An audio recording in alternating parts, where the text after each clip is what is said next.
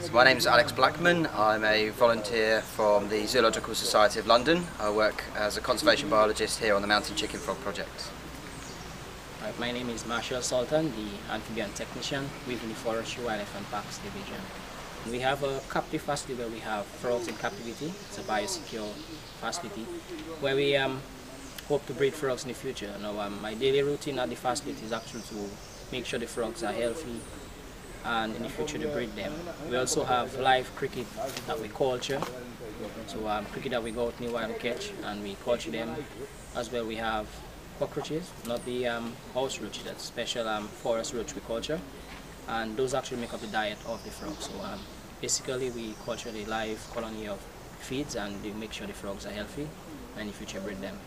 That cricket, the Jamaican cricket, is our lucky room, whereas we only had 2 crickets, and actually one died, one female had eggs, and the entire room was tied off on one female.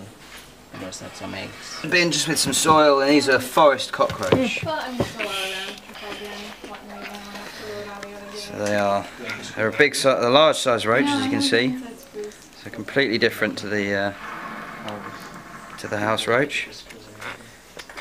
So this is one of the staple foods that we feed to the frogs. So these are fed on fresh fruit, citruses, bananas, and dog biscuits, which provide a protein source for them. The mountain chicken is very important culturally and ecologically.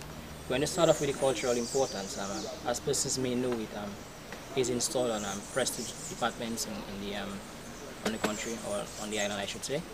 And if you want to look at the National Bank logo, it's proudly here. The coat of arms, it's proudly here.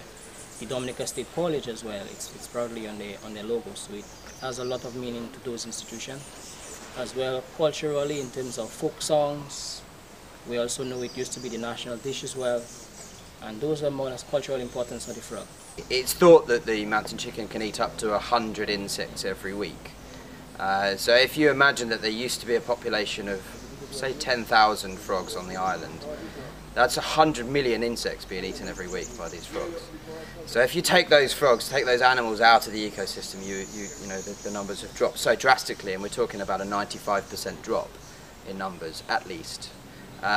You can see the impact that's going to have on the pest population. So that's an alarm call. So the idea is to scare any predators if they manage to grab hold of it, basically. So yeah, that's the alarm call. So part of what we do is we do disease screening of the captive animals. And so as Marshall mentioned earlier, we have the diagnostic laboratory. So what we do is we swab each animal every month to test for the presence of the disease, to make sure that they haven't managed to pick it up. So this is any of the fungal spores that are on the skin. The swab then gets taken down to the laboratory, and they run it through a process which basically extracts the DNA from the spores if they're present, and then we can test to see whether there's any presence of the disease.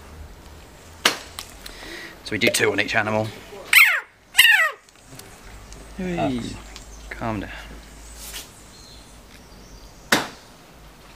And the areas that we swab, so these are they're the keratinized areas of the skin. They're the areas that are most prone to having the disease. Well, each captive frog actually has a microchip in there. It's a pit tag, so we can actually identify who is who, where he was caught, his size, how he's growing. As well, we do have side shots, but each frog has an identical marking on their face. We do have an open event coming this week, which is called a Mountain Chicken Day. It's a day set aside to recognize or to raise awareness of the mountain chicken frog and the project itself. So all persons, all age can come down to the gardens and learn about the mountain chicken, do different events and so on for the mountain chicken.